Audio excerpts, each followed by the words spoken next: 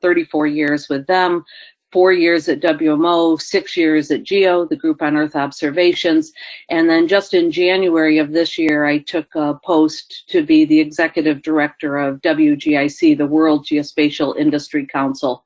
I do sit on a number of boards. Probably the most well-known is the Jane Goodall Institute, and there's a picture of Jane and me in the upper right-hand corner.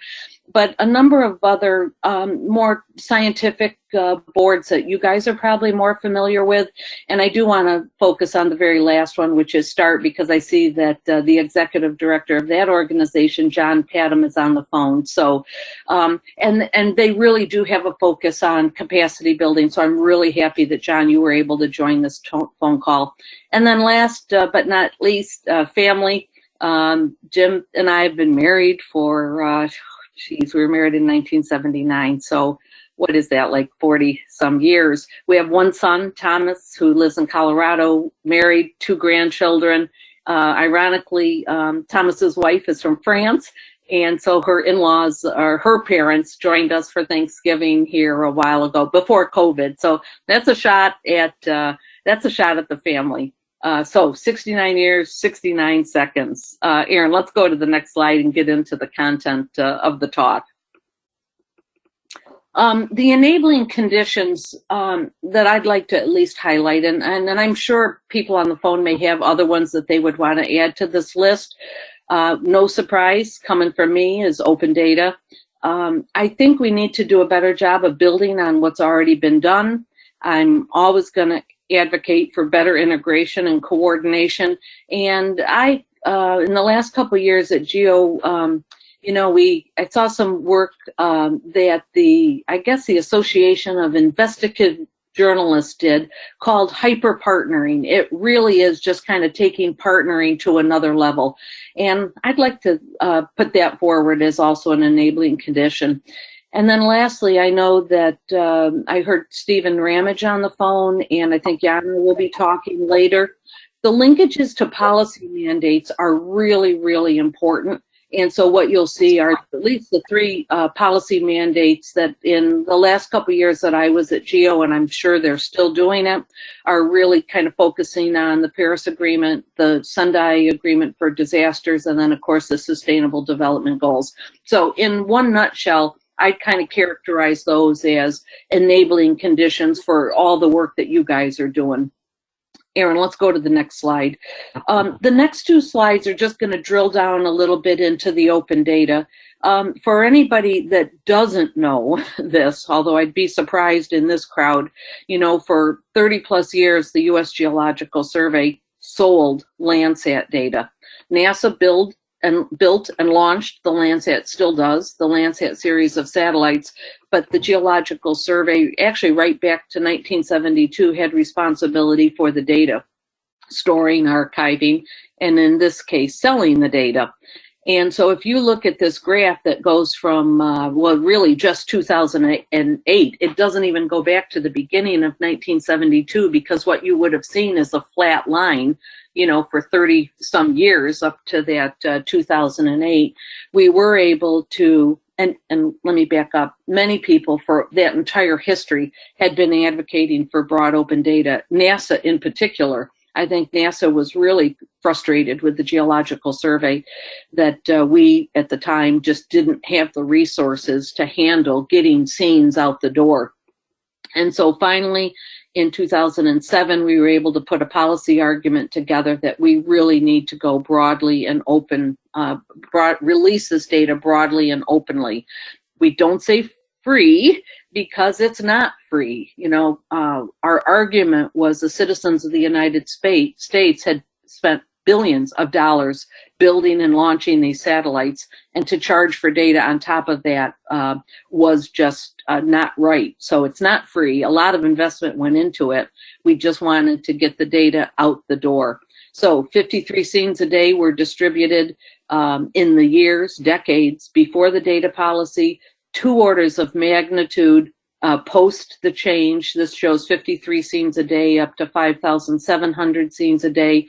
I have asked the Geological Survey for some new slides on this, because right now this only goes up to 2017, and I think both the rate of downloads has increased, and clearly the next slide, Aaron, which will show the cumulative downloads, up at, this one might be I don't know, 25 million scenes. It's way higher than that now. But I think the important message here is that by the government releasing that data broadly and openly, it created an opportunity for the private sector to come in and build value-added products and services. And so while I had left the survey by this time, an economic analysis was done in 2011 that showed a U.S. return to the global economy of $1.7 billion, internationally $400 million, and for a global total of $2.1 billion. That number may have increased now. This is an annual economic return. What I can tell you is that far exceeds the $4 or $5 million that we, the Geological Survey, were collecting for the sale of that Landsat data. So the plea here is for any of the space agencies around the table, or the organizations, the public organizations that are collecting data at taxpayer expense. That data must be broadly and openly available so that you can get the same kind of economic returns.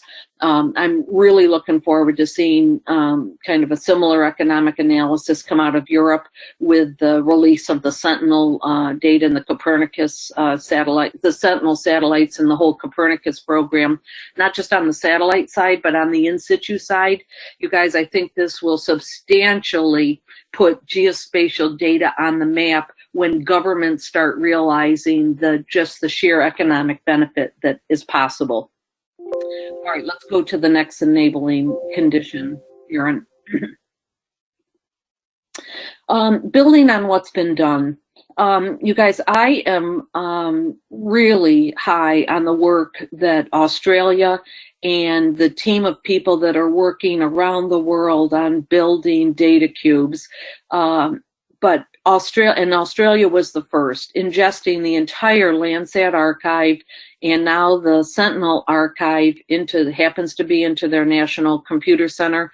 I know that some other data cubes are using the cloud, but the point is to be able to go back in time and do any kind of analysis. Now, the work that Australia has done is to put a water algorithm over this. So over the 27 years of data here, they could get the compute time of looking at every pixel, not every scene. So it's even getting us out of this scene by scene mentality to pixel by pixel analysis of the Earth. Every scene that's always been wet, every scene that's always been dry, every scene that's been sometimes wet and sometimes dry, depending on conditions.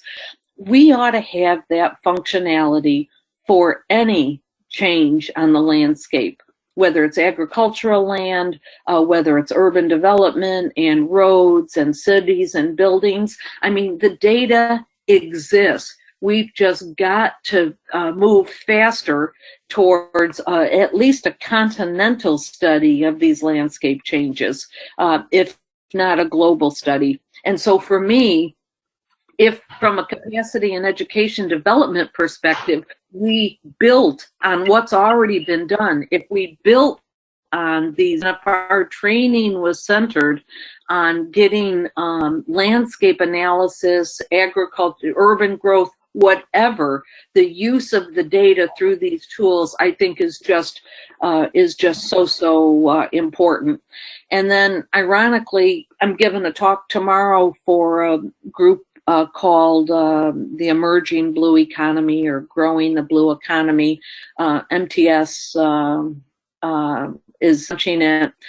But I've gotten a slide from Dawn Wright at Esri, and you know, they're doing for the ocean, the DataCube team are doing for the terrestrial land masses. They happen to call them data cylinders rather than data cubes, but we've got the capability to actually look at terrestrial and ocean surfaces, ocean bodies, not just surfaces, the entire structure, 3D and 4D through time, like the weather people have been doing in the atmosphere for decades. And we just need to bring that all together.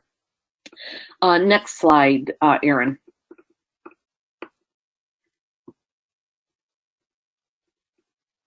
So better integration and coordination. One, we need to do it better within our respective organizations. I mean, how many times have we grown up in these organizations where, you know, the right arm doesn't talk to the left arm? I can tell you where I spent 34 years in the Geological Survey, it was an inordinate amount of effort. We were organized by disciplines: biology, geology, geography, and water. And, you know, you would just think they were four distinct silos. We've got to do a better job within our own respective organizations of integrating and coordinating our efforts. Clearly, we've got to do it nationally for all the space agencies out there. It's got to be between and among our respective national entities because they are the users of your efforts.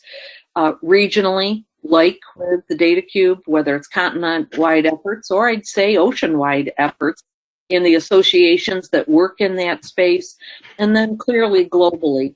What we have seen with CIOS stepping up as the space coordination arm of GEO, it did in fact bring closer linkages between those two communities, and I'm happy to see that GEO is still advocating the policy linkages, because until we get our work in front of some of these global mandates, which are really important to kind of hold countries accountable, I think we're always going to be behind the 8 ball a little bit.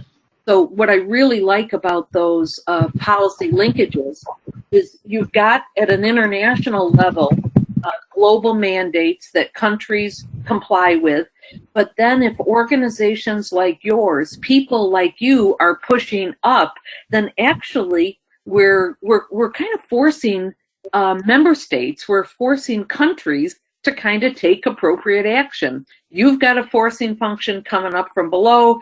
Those mandates or globally adhered to policy objectives are forcing down, and where the action is right now, in terms of change, I would say, is we've got to get national governments to just move more quickly. Here in the United States, maybe in your countries, you know, we're seeing good examples where states are getting out ahead of the national government.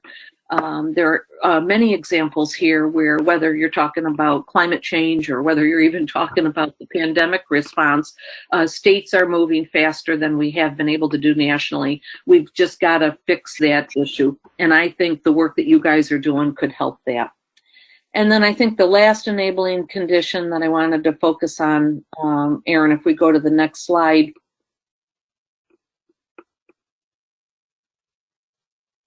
is hyper-partnering. And I think, honestly, when I look at the participants in this meeting today, you guys are you're doing a good job. So for me, it's other organizations kind of working in the same trade space. We've talked about GEO, we've talked about START. Clearly, you're bringing UNITAR, UNUSA, the World Bank, and WMO to the table. We've somehow got to be able to better link the capacity and training efforts that are going on in those respective organizations together. So, and I would argue, so that you guys could emerge, much like you've emerged in GEO as space coordination arm, but if you could emerge as the space, you know, capacity building arm for some of these organizations and bring in the terrestrial observations that many of them don't have access to. Clearly with academia, with not-for-profits, and then of course with the private sector, because I feel very strongly, while my entire career has been on the public side, as soon as we saw those economic benefits come out, those were largely accrued, well, in academia, because academia no longer had to pay the $500 of seen for Landsat data, so their grant dollars went farther. But jobs were created over on the private sector side. And so economic benefits are so important. I think, Erin, that's, I might have a slide or two either in backup. Yeah, Stephen and Yana will not find this unusual. Countries have borders, Earth observations don't. We just need to work together more to really to help people understand that the Earth is an integrated system, and that we make a change in one part of the world, it is in fact going to affect the other part of the world. The backup slide, I think, Erin, is just on WGIC as a not-for-profit trade association. So, and we can go to the next slide. Yeah. So it's just private sector members, many, and here they are, whether it's patron members, corporate members, associates, or affiliates, which is assigned for associations or other trade associations. OGC is in the tent now. I just would commit to you guys that I'd like to do anything I can with a WGIC hat on to kind of honor this hyper partnering or increased coordination and partnership. So Nancy, Erin, I'll end there. Hopefully it's within the allotted time, and turn the program back to you guys. Thanks. Thank you so much, Barb. That was a really wonderful, wonderful talk. So much of it resonated with me. I come at Earth observation from the development perspective, and having worked on the ground and seen where there are shortfalls in policy making and where the gap was, and then realized how the potential of Earth observation to really support this. So a lot of what you said about not reinventing the wheel, about building on what's been done, on leveraging and cooperating really resonates with me, and the power of Earth observation to really help on the ground is something that I believe in. So I thank you so much. And believe me that your last comment about the commitment to working with this group was definitely heard. I'm sure many people wrote that down, and this will not be the last conversation you'll have with the group. So I'll just say thanks, and then encourage people, if you'd like to ask a question, feel free to turn on your camera and either raise your hand or drop a question in the chat. But we have a few minutes for that, and we'd love to hear some points of view from participants. But Nancy, let me just turn to you before we hear from others. Yeah, just thank you, both of you. I think that, Barb, it's great to hear your comments, and it so resonates with some of the points that we have further into the agenda. This new Earth Observation Training, Education, and Capacity Development Network that we're standing up is all about hyper-partnering, network of networks kind of approach. And private sector, we've talked about how we need to bring that relationship closer. So I think there's some great, as Erin said, there's some great follow-ups for us to think practically about that. So thank you. But let's go ahead and open it up. Who would like to jump in with a question or comment?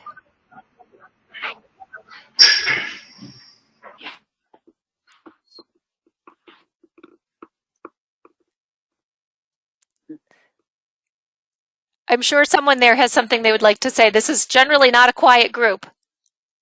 I can say something. Go ahead, please.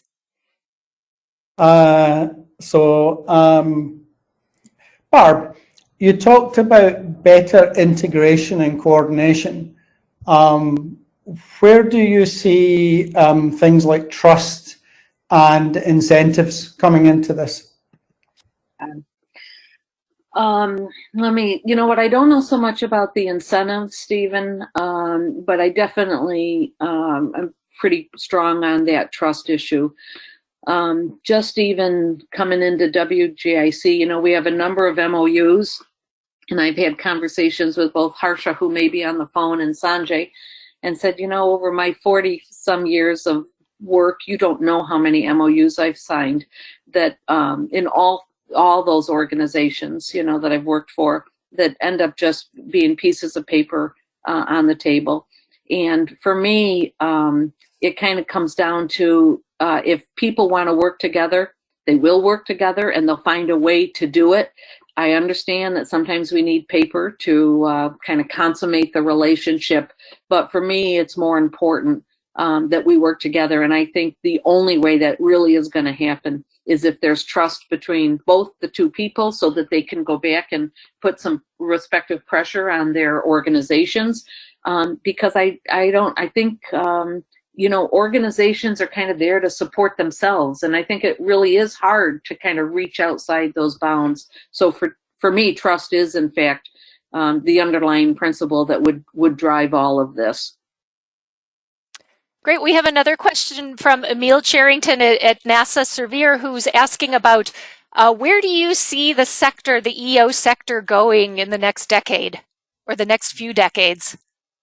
Yeah.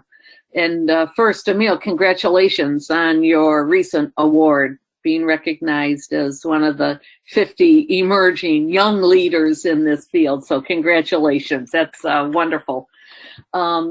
You know, I think, and it's a really good question, because clearly we're going to see a lot more introduction from, let's just talk about space observations. You know, maybe your question is on capacity building and training, and I would really, I'm more hesitant to answer that because you guys are the experts in that field and I am not, okay? But certainly from an Earth observation perspective, we're going to see many more players come in from the private sector side. I think it's going to challenge, you know, that open data premise that I talked about before, because their business model is in fact to sell data.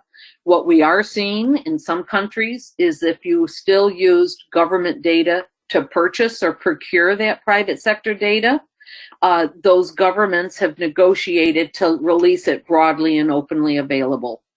Now, maybe they had to pay an uplift charge, you know, to do that. But the bottom line is the private sector, their motive is almost always going to be to sell that data. So that challenges the open data construct. So let's be clear, I'm really talking about taxpayer dollars are being spent. The data needs to be available to all taxpayers. So I guess what I worry about is that we still need workhorses out there. We still need the Landsats of the world. We still need the Sentinels of the world, where there might not absolutely be a profit margin on every single scene or every single pixel. So I hope that the government continues to stay solidly engaged in this field for at least to do the background work that needs to be here 50 years from now when private sector entities come and go. We've got to have some continuity through time. And so I'll stop there. You'll see a lot more emergence of the private sector on more higher resolution, whether it's time, whether it's spectral resolution, temporal resolution, spectral resolution, or spatial resolution. And I sure hope that they can develop, and I'm optimistic they can develop the tools that can get into city managers' hands, whether it's monitoring greenhouse gases in their community or whatever. I'll stop there. Great. We have another question from John Padham. John, do you want to go ahead and ask your question? You're welcome to turn on your camera. Yeah, sorry about that. Yeah, Barb, we work a lot in Africa. I'm just curious if the issue of affordability of open data is, have you seen that as a major stumbling block, or are there ways and means of mitigating that in terms of affordability? Yeah, okay, let's see, a couple things. First of all, John is the person that I referenced before, Executive Director of START. And John, my data's a couple years old, okay? It's from when I would have left GEO, so I really will let Stephen jump in on that. But again, the Africa, there is an emerging effort for an Africa Cube, and so that again would be broadly and openly available. Now, I'll say one thing. Getting access to that data in individual countries could be a problem, and that's where efforts like CIAS's WGCapD could come in. And actually, if we use the data as the launch pad or the platform to do our training, it would start to facilitate and accelerate some of those other issues that you talked about. But Stephen, you want to add anything else about recent experience in Africa?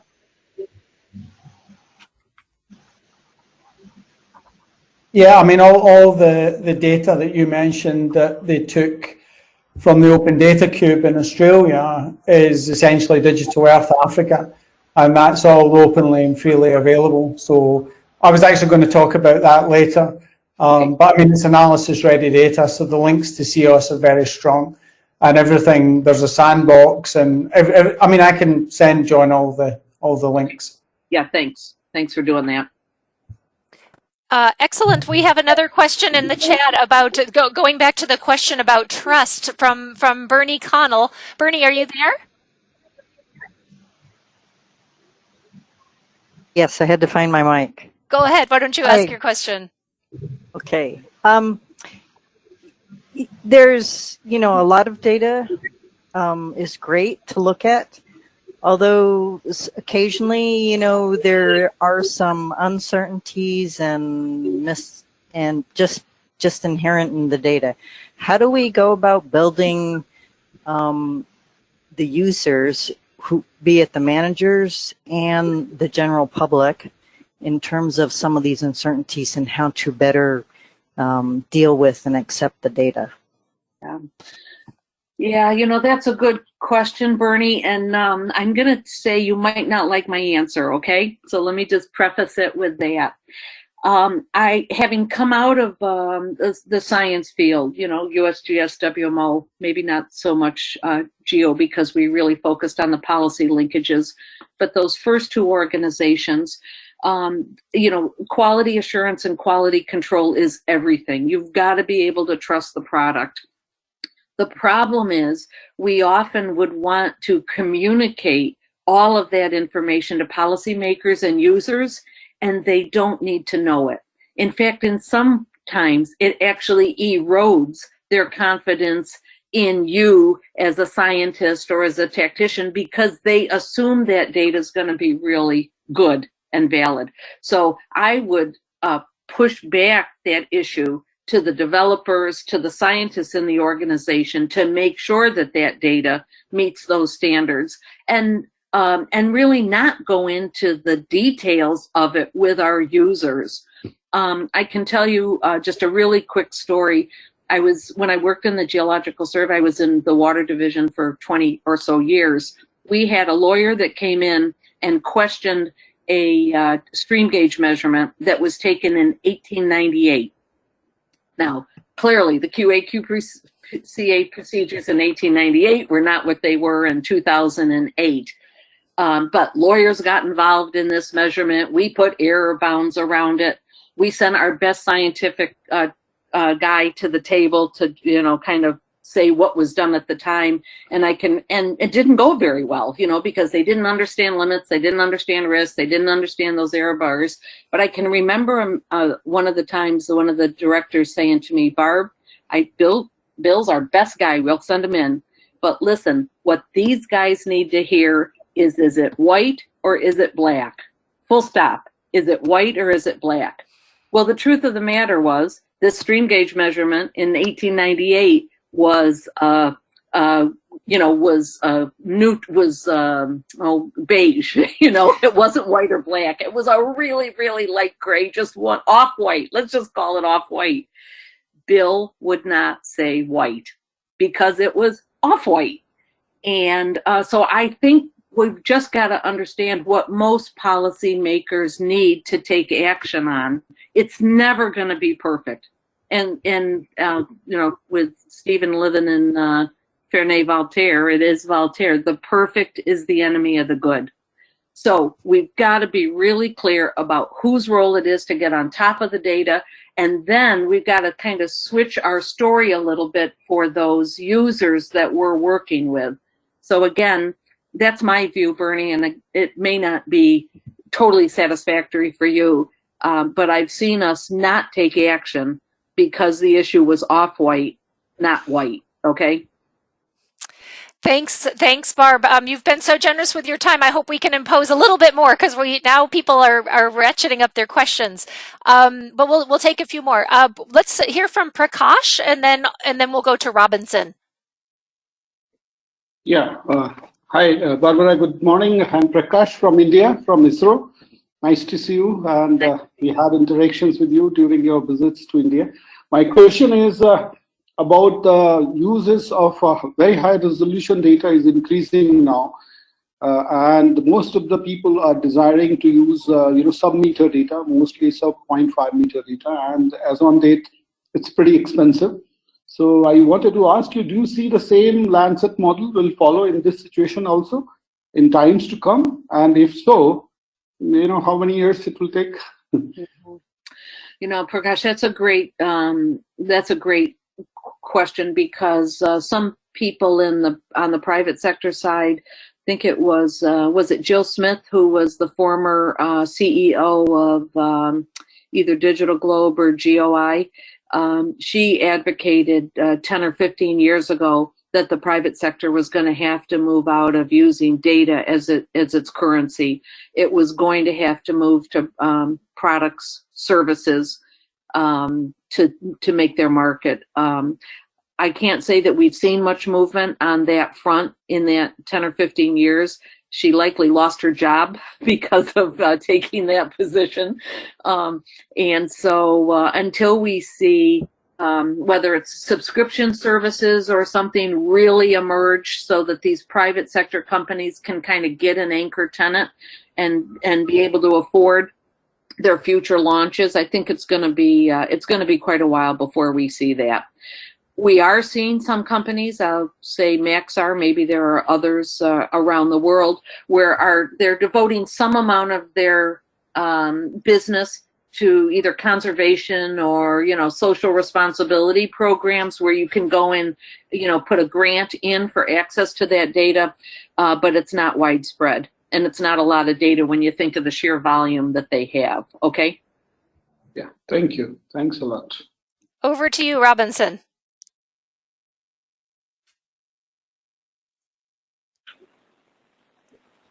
Thank you, Erin.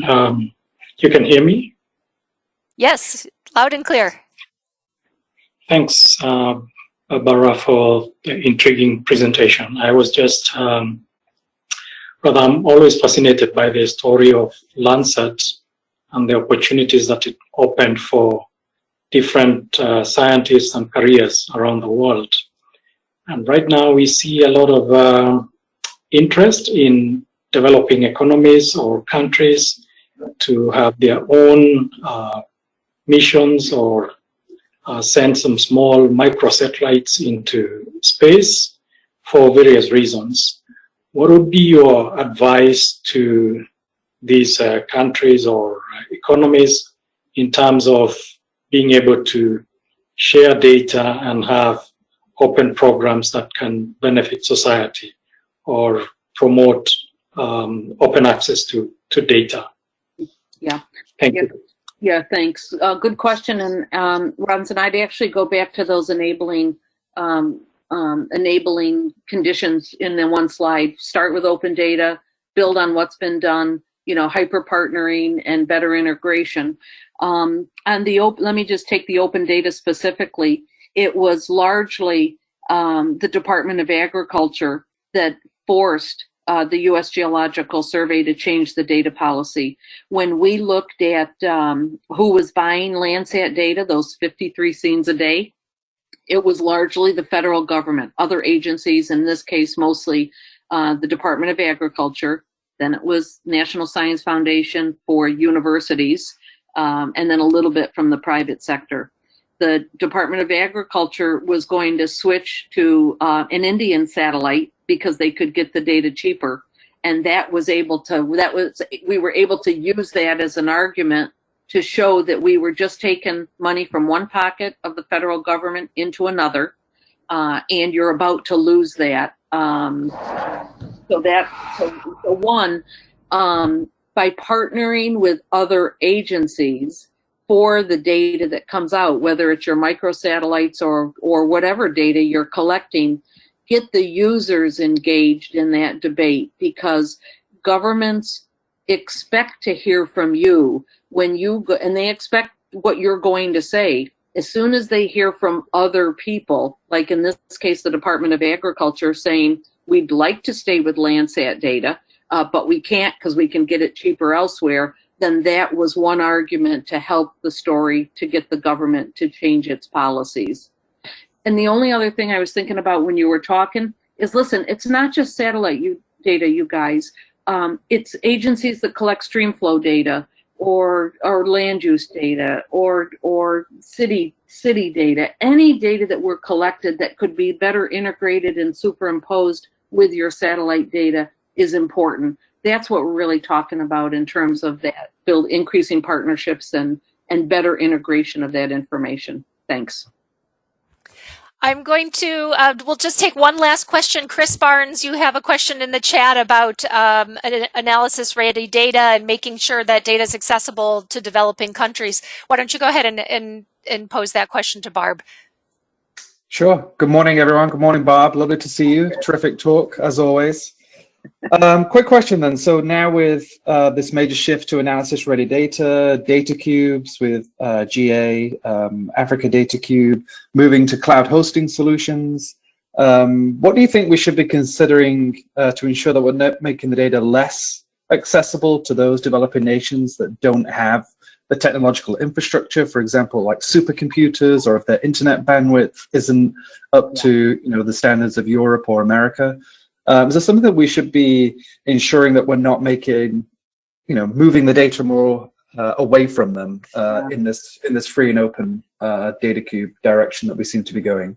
Yeah, Chris, that's a really good question, because actually I think you're right. You are going to see that in the short term until we can work with, or until the telecommunications efforts to bring, broadband to all of the African continent. I don't know what's going to happen in the interim, except probably what you said, which is it's going to be another challenge. Clearly, there's an opportunity for partnering with some organization that has access to the cloud or to broadband capability, so that we, kind of establish some partnership agreements between largely the North and the South. What do you think? Let me turn it around, because maybe you've got some ideas. Knowing you, Chris, you probably know the answer. No, I think it's very challenging. I think what we can do, our little part on the CapD side, is to help develop the tools that allow people to better interact with that data and somehow work it from the ground up and work that way. I know it's a challenge that we're starting to experience with just the recent move for the Landsat archive into the cloud just this past December. And we're still experiencing challenges there, and we've been planning for that for a couple of years. And even that is still challenging. So I am concerned that we're despite the immense effort that you did to make the open data policy a reality, I fear that we don't want to go back down that road again of reducing the accessibility of data such as the Landsat archive from those countries that really, really need it and rely on it.